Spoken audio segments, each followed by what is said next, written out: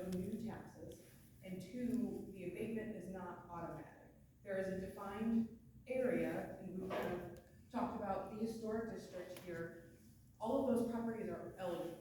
They do not all receive property tax abatement at the same time, or even technically all of them may never receive tax abatement. So those are the two things I want to make sure we hit on well. Okay. So I'm going to go through how this program works. And I will say that this is the model of the program that I have worked with before, and things can change here and there. So I don't want anybody to think, in 6 months, oh, she said this would be what's happening. This is the model, and things can be adjusted a little bit. But first, the city approves a redevelopment plan. And this has a few requirements in it, so we'll talk about that in a moment. But the redevelopment plan is really the governing document for this program. It really hits the highlights of what the council wants to offer in terms of abatement and what they want to target in terms of redevelopment. We'll work through it a little bit, but there's a board of directors who actually administers the program. So once the council approves the redevelopment plan, they kind of take a little bit of a step back, and the board of directors administers the program. But they continually look to the redevelopment plan to make sure, yes, this is what we want to do, yes, this is something that council is looking for. We'll discuss this in just a moment, but that redevelopment plan area, this general area, if that's what we are considering, does have to be blighted. And we'll talk about that a little bit more, but if that is a statutorily defined term, it does not mean houses are falling over and caving in necessarily, but there is some parameters for that. So that's area bounded by Front Street up to Bond, Yes. and from Central to 13th. Right. Yes. Okay.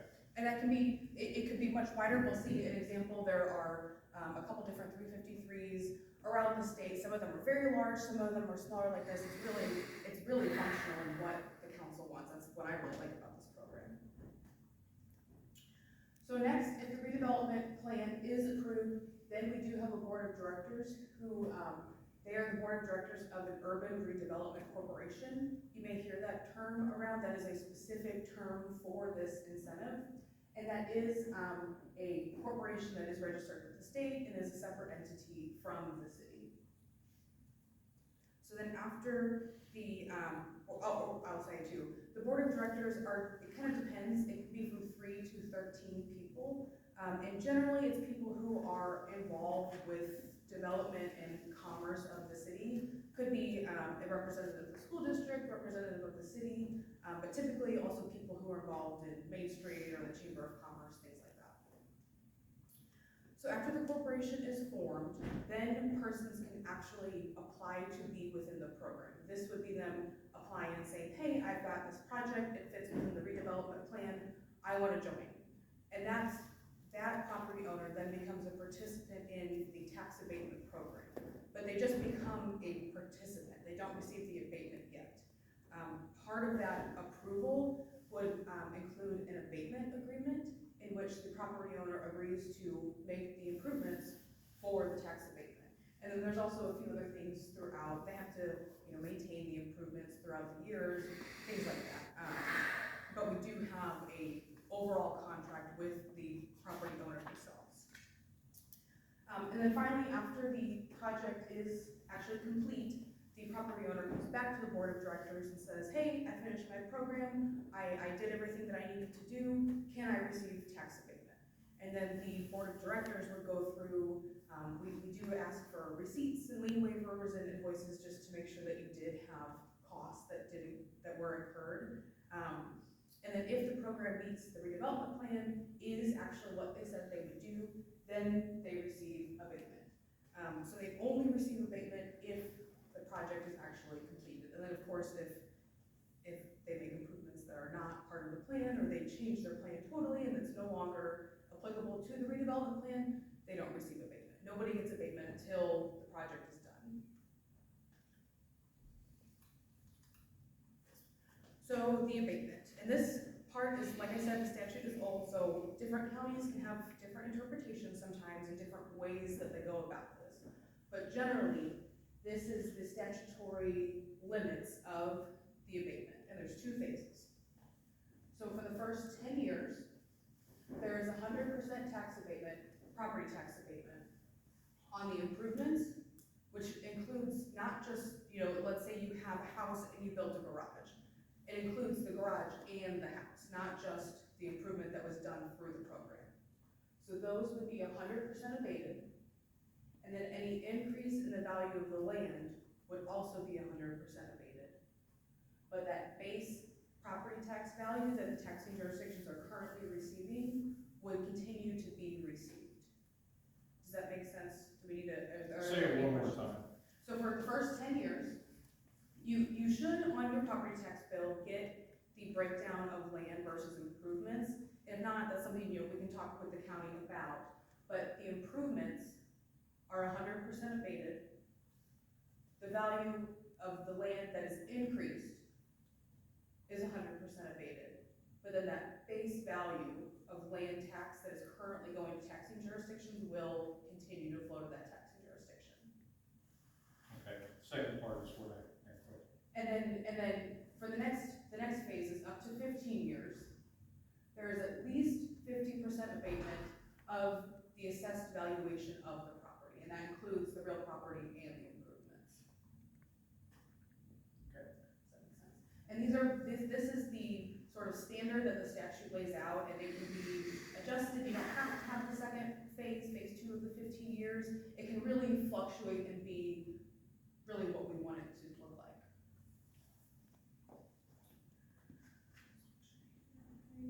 Okay, so the quirk in this program is that to get the tax abatement, the Urban Redevelopment Corporation has to take title to the property. The corporation, under the statute, is actually the entity that gets the abatement, and then through that abatement agreement, the corporation assigns the abatement to the property owner. We have to exchange deeds with the corporation to be able to get that property tax. So how it works is that once the project is complete, the board of directors has said, yes, you get abatement, you're good. Only then will the property owner deed over their property to the corporation, and then the corporation will deed it right back within 24 hours, really in a shorter period than that, but within those 24 hours. Neither of those deeds are recorded, so hopefully there are no mortgage issues or due on sale clauses like that get triggered. But because the corporation is required to have title to that property to receive the tax abatement, we do have to have that deed switch. And I know it's a little funky, and I know it makes people nervous. I will say I've never had an issue with it. I've been working on 353 for 2 years now, and we've had multiple people, multiple different properties, multiple different, I assume different mortgage lenders, and there has not been an issue there. I did have one property owner who deeded over her property too early, 2 or 3 times, and it was like, no, we don't want this, but there were no issues that she had even with those multiple deeds. So it's just a quirk of the program, and that is what we do throughout the state. As far as I know, there are other cities who do this too who have also never had a problem. It is just something that people can get nervous about. Are there any questions there? There is some concern always, not recording a deed doesn't make it legal. That's not exactly true. Recording a deed puts people on notice that you have an interest in that property. So not recording it doesn't make it any less of a legal document, but we don't need for it to be recorded. On the redevelopment corporations I work on, we don't want your property, right? We don't have staff, we don't want to be responsible for that. We just want that tax abatement to flow to you, and that's the way that it gets done.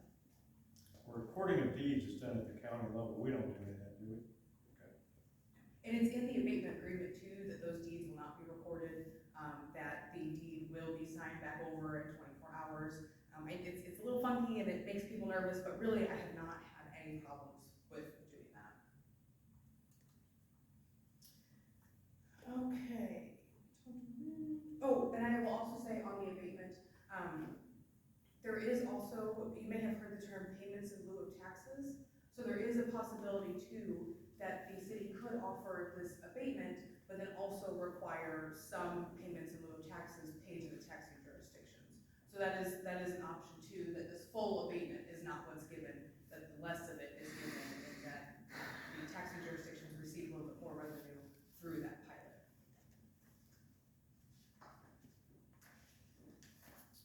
So for the redevelopment plan, like I said, this is statutorily based, so there are requirements in it. First, we have to establish the boundaries of the district. Like here, we've been talking about the historic downtown, but really the boundaries are up to the council and what areas we want to look at. I said we do need to have a blight finding.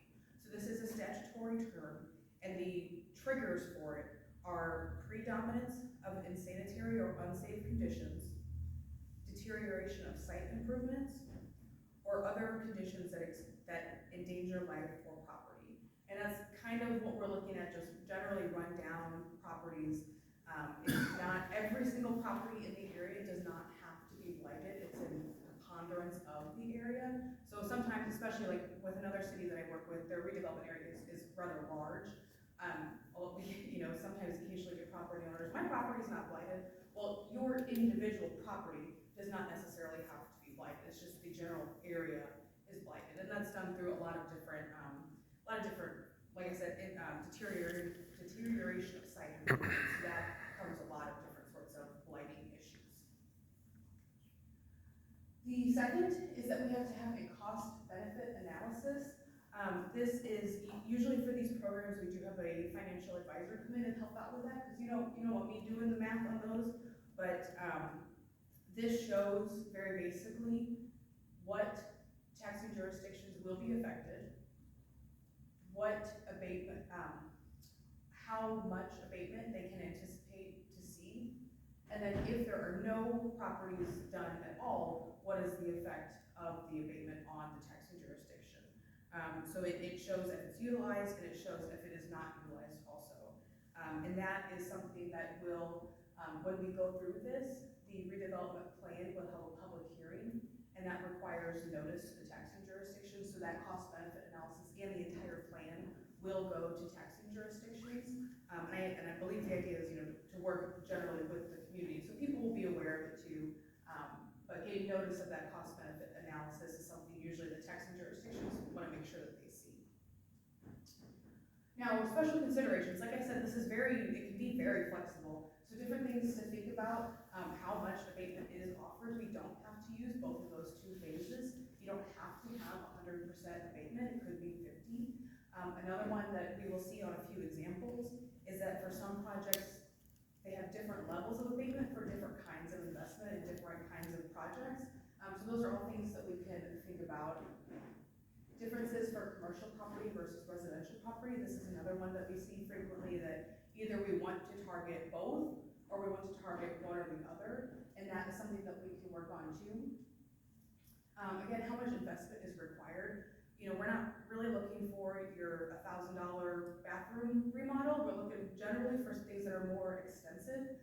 There are some projects that we'll look at in just a moment that require $750,000 worth of investment. Some of them are as low as $5,000. So part of that, part of the abatement and what we're targeting depends on also how much investment is required. We're not necessarily, 10 years of tax abatement for a little bit of an improvement.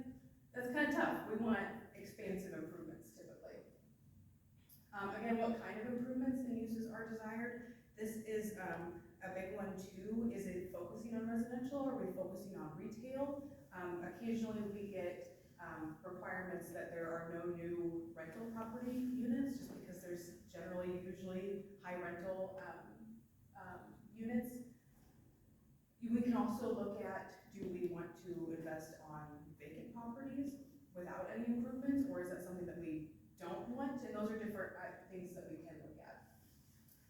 Program guidelines, like I said, the redevelopment plan will be guided by the council, but then within that, you can also have program guidelines that the board of directors build, and these kind of look at, if we say that you have to build $10,000, let's say, worth of it, or you have to invest $10,000. Well, we don't really want to do regular maintenance. Like, we're not going to allow you to install sprinkler system for your yard, for something like that. Those are what the program guidelines can do, is kind of lay out, yes, this is what we need, no, this is not what we need. Generally for these programs, I see a lot of, we want blight removal, right, not like little maintenance things here and there, and that's dependent on the city, so I'm not saying that's something to go for, but those kinds of things can be worked on through the program guidelines as well.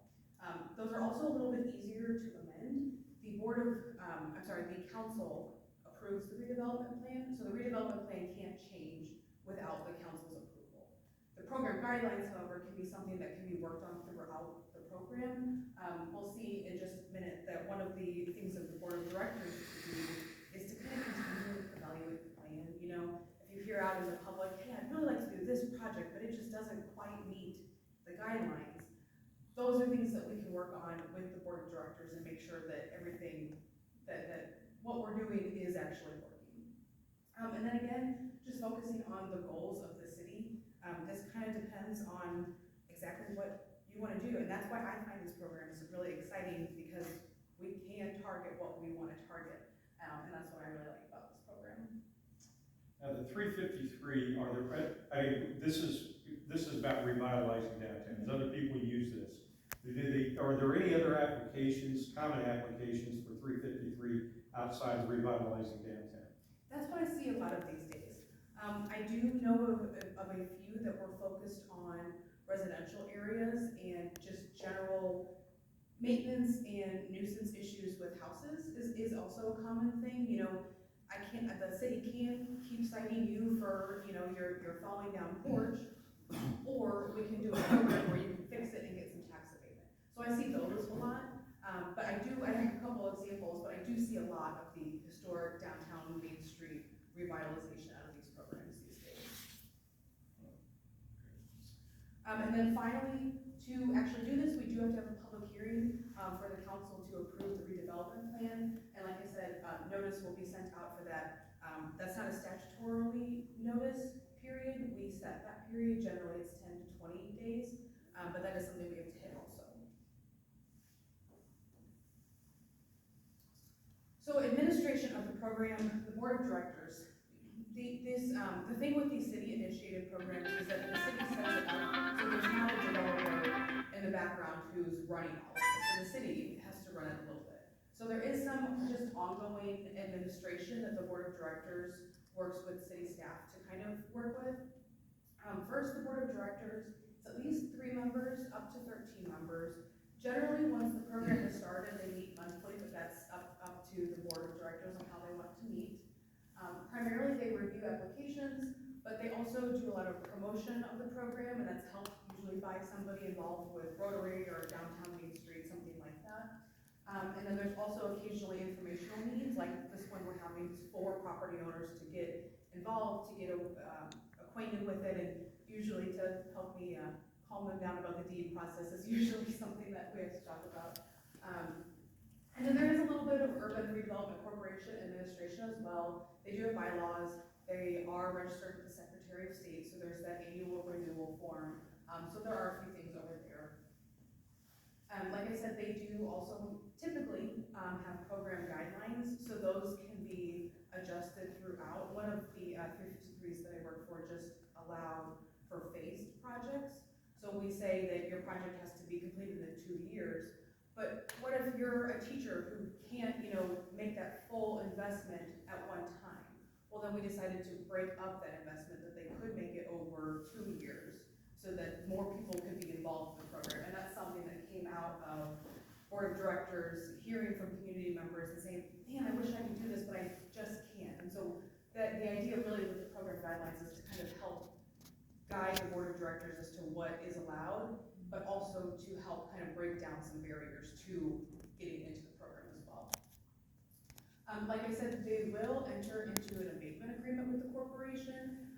This is not too complicated, but very basically it requires them to make the improvements in order to get the abatement, and also requires them to maintain their improvements and generally be in line with city code, continuing, if they do have to pay any other taxes, to continue to pay those taxes during the abatement, things like that. They also generally do an annual report to the council or to the city administrator, and then like I've been saying, just ongoing analysis of program goals and how can we change, how can we get more information out to people, and those sorts of things.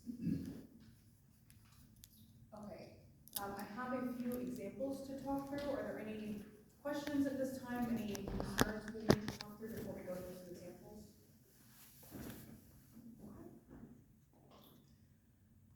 Okay, so one of them is the Harrisonville Square Neighborhood Redevelopment Plan. This is in Harrisonville, Missouri, up in Cass County.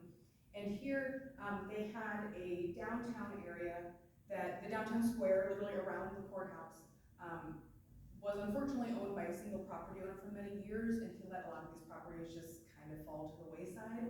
And they wanted to reinvest a lot of, really retail space in that area after that property owner passed.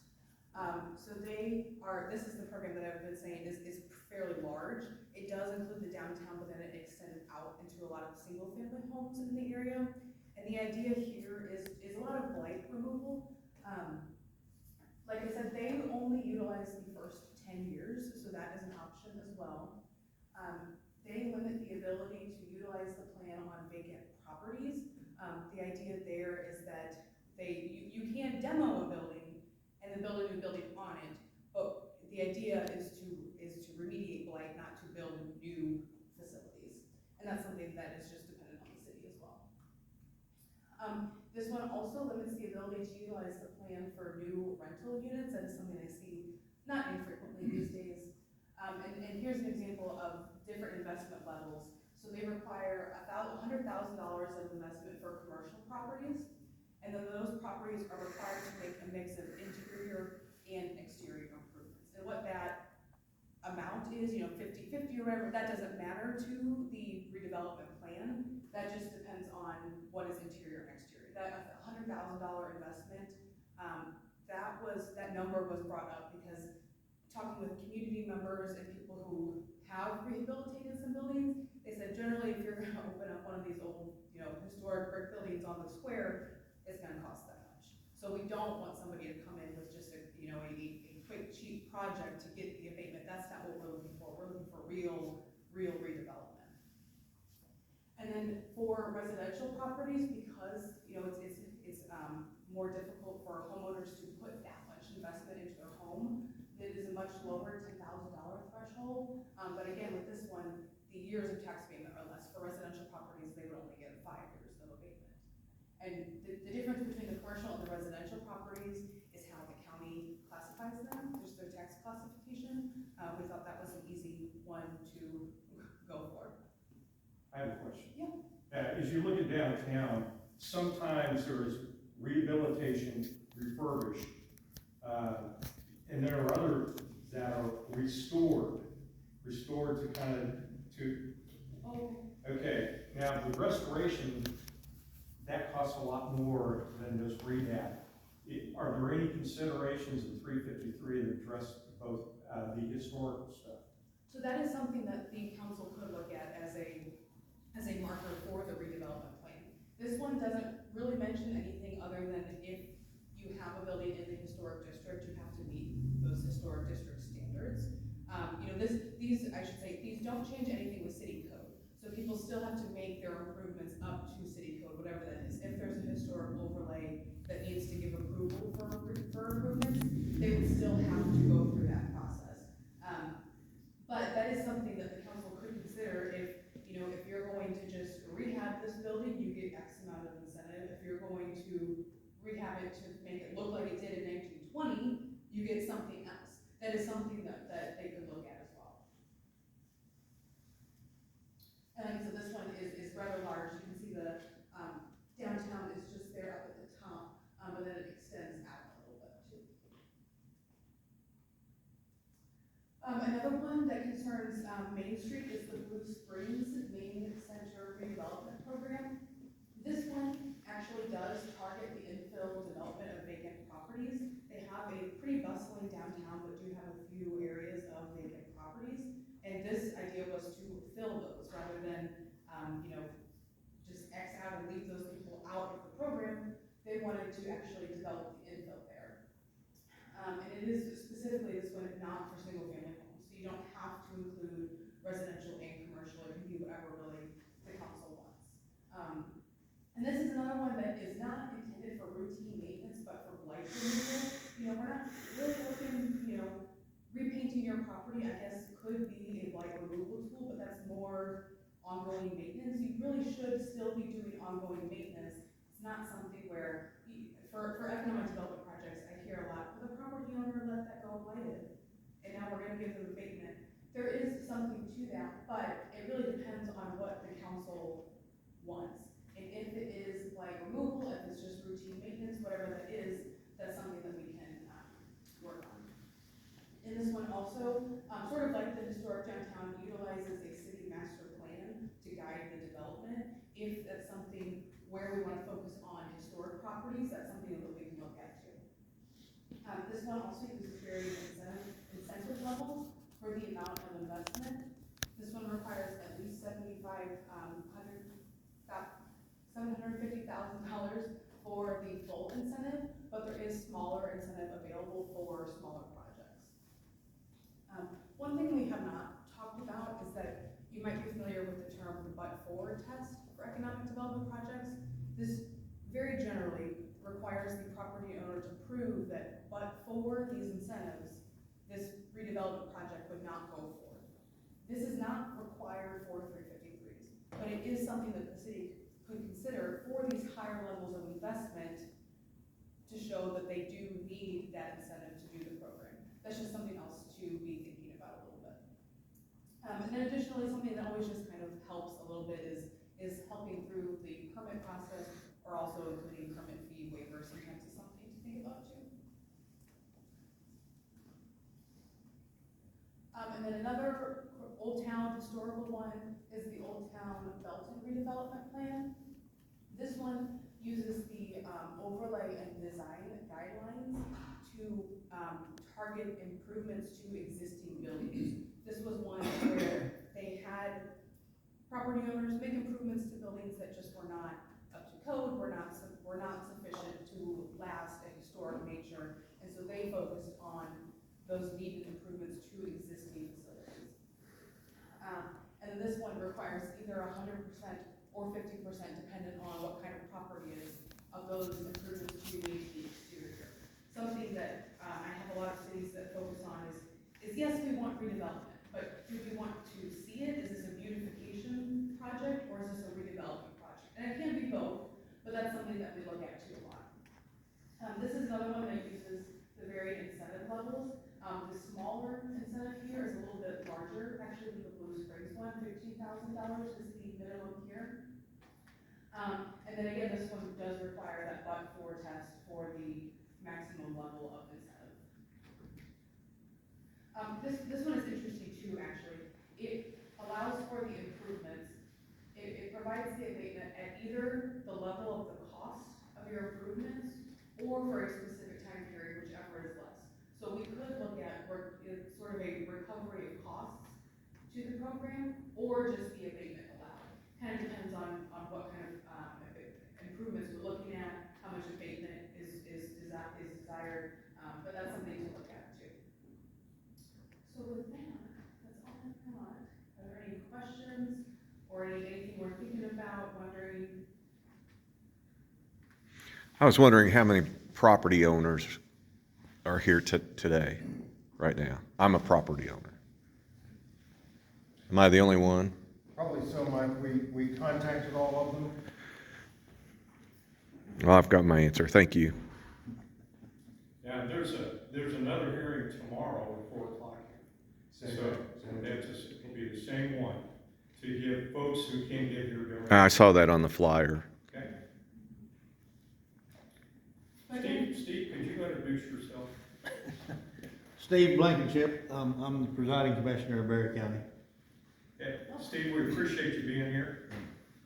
I got an email, I thought, well, I'll go up there and see what they're Well, talking this about. is what it's about. And I want to stress that this is the beginning of the process. If you looked at all what Lindsay was talking about, it's, okay, first we're going to do this, and then we're going to do a cost blight study and a cost analysis, and we're going to do a hearing.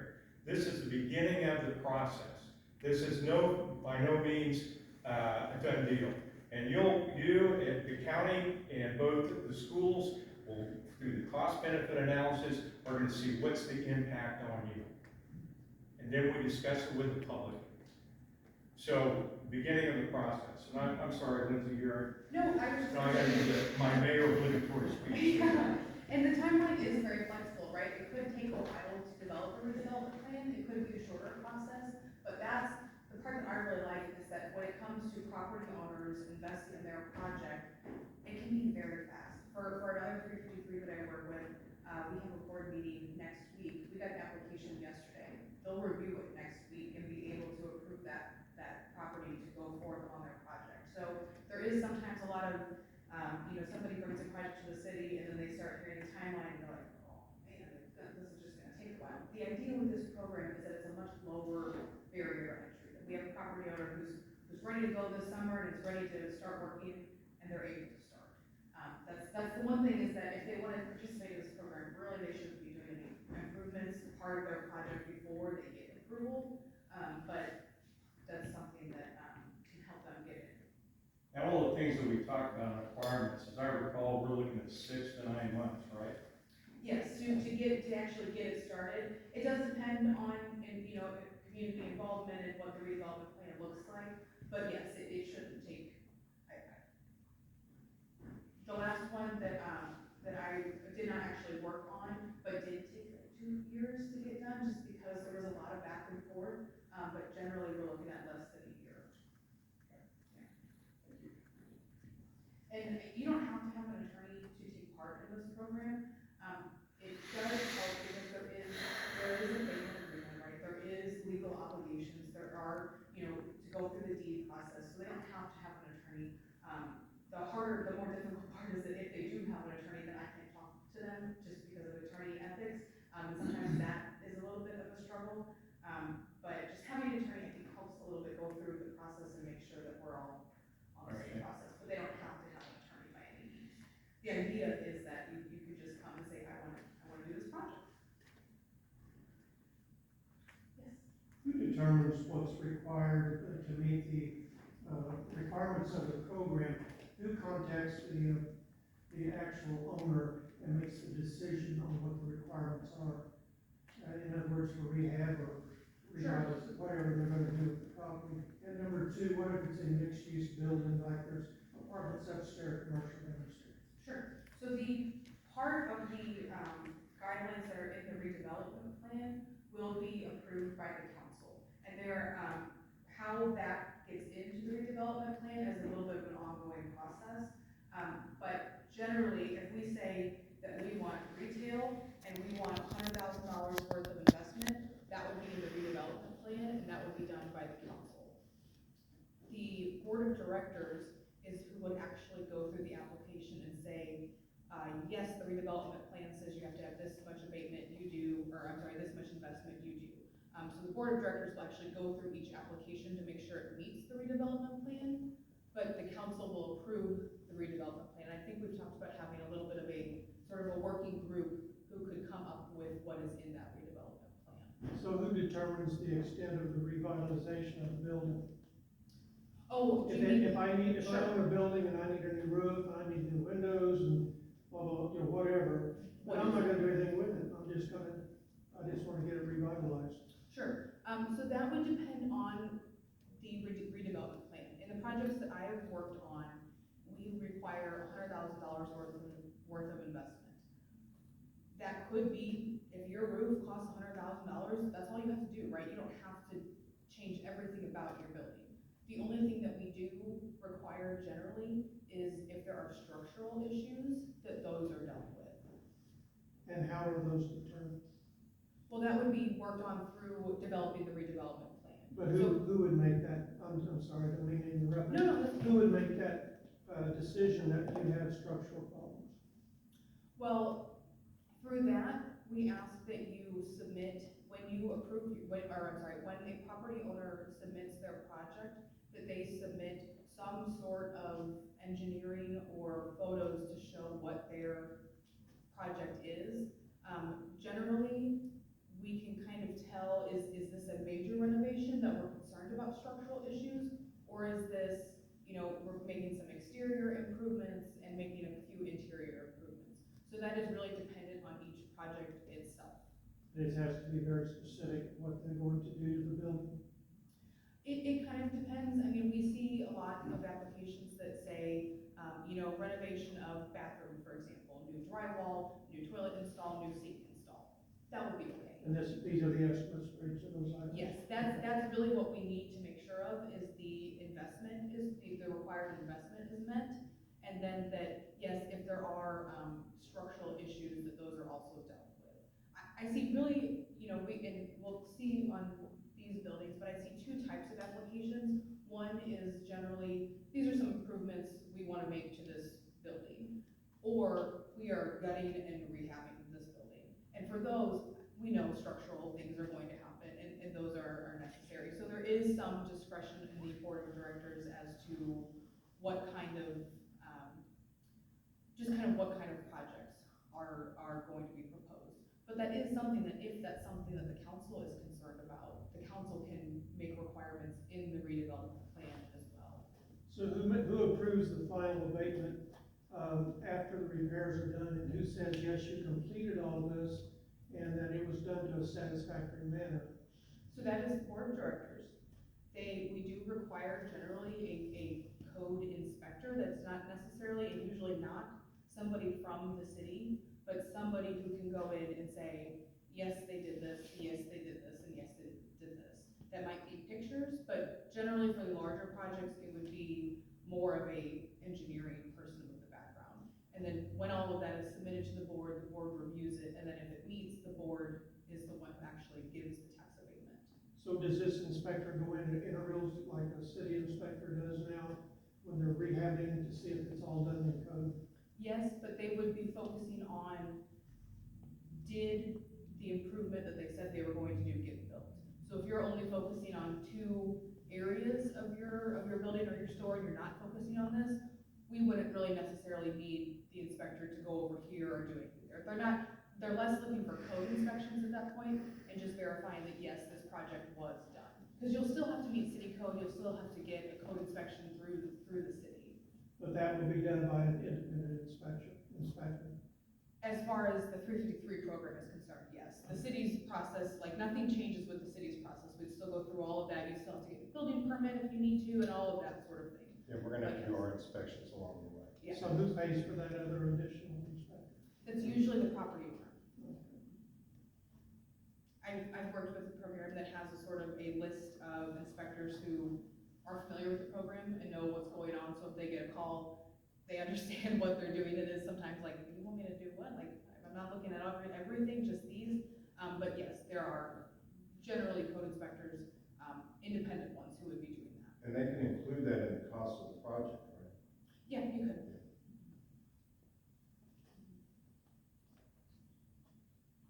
Any other questions? As far as, program details go, it is very flexible. So if it is something where, the council wants 50% of the building redone, that's something that would be in the redevelopment plan, but that is very much up to the council, to whoever is working on the redevelopment plan. And then keep asking about, we have some buildings that have lofts on yes. the top and then commercial on the bottom. That's Yep. all eligible. It is, as long as it meets the redevelopment plan. It's kind of funny, we're talking about an imaginary document at this point, but yes, we do have, for example, for the Harrisonville one, no new rental units, but that doesn't mean that current rental units can't be involved. If it's something, that would be up to the council to say whether it has to be a full commercial property or it can be a mixed use. It's really up to the council. No new rentals? That was just for one example, but yes, it was They no. didn't want the building revitalized and then rented out as far as residential or commercial? Residential, Okay. And that was at one city. Yeah. and that was just the one, Right. yeah. It was just a problem they identified, and if there are other, particular problems to Monette that we can identify and try to work around, we can do that. Does the floodplain, is that part of this? Not necessarily, if there are, they would still have to meet any floodplain regulations. What do you mean? Well, if they are in a floodplain, and I'm not a floodplain expert, but generally to build in a floodplain, you have to have some sort of approval process, so Mhm. you would still have to get all of those. This 353 program just focuses on, are you making the improvements, are you making the investment, so that property tax abatement can be done. The corporation typically doesn't have much staff, right? It's a corporation, for the projects that I work on, we have the board, myself, and then usually a city staff member or two, who assist us. Usually, applications come to the city because they just don't come to me, and then the board is all different people. So usually the applications come to the city, so it's helpful to have somebody at the city who just sort of works with us, so that people can just go down to City Hall and get what they need or get any questions answered. I guess I forgot where I was going with that question, but just that the city staff helps us work on those programs as well. So if I own the building on Broadway and it's in the flood zone and I do the rehab and then I get flooded again, that's up to me and it doesn't affect this program? That is a portion of the abatement agreement. Generally, we allow you either to restore your building to whatever it was before the flood and continue to receive the abatement, or you can just say no. It's up to you, really. If that's a good point, actually, I'm glad you brought that up. If we get down to, you've done your improvements, you've signed the abatement agreement, and at the end of the project, you just say, I don't wanna do this anymore, or if you start a project and you have to move for work or something, you just don't finish the project, that's okay. There's no penalty for not continuing the abatement or not completing the project, it's just that you don't get that property tax abatement is all. So if you get down the line and then you get nervous about the deed or something, that's understandable. We're not gonna come after you. You know, we want you to participate, want you to get involved, but it is very much a come and get it if you like it. The abatement agreement does also include transfer of property, and generally you can transfer the abatement as long as the person who is receiving it continues to upkeep that maintenance. If you get property tax abatement for your brand new front porch, and that's your project, and then somebody comes in and takes that whole porch off, the abatement is not going to continue. It's for that improvement that you got the abatement. So transfer of property does work, just making sure that they keep in line with the improvements.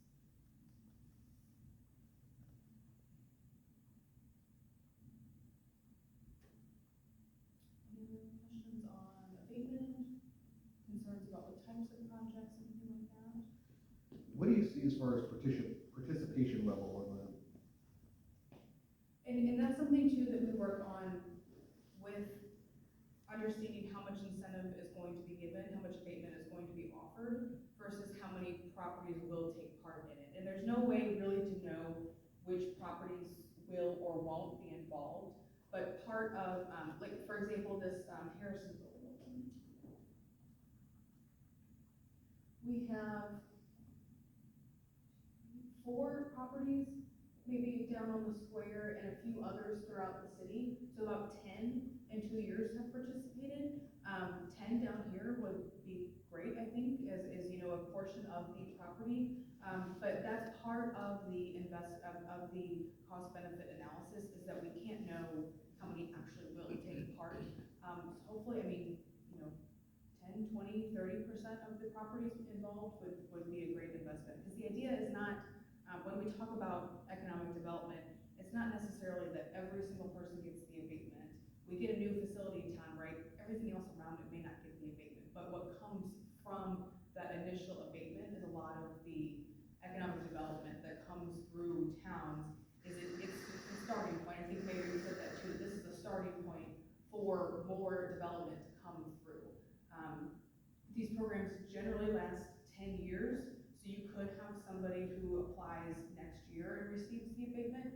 You could have somebody who applies in 8 years and receives the abatement. And those are things that we can work on too in cost benefit analysis and how much incentive is offered to kind of target, do we want long-term investment? Do we want more investment now? And those are just things that we can continue to work on.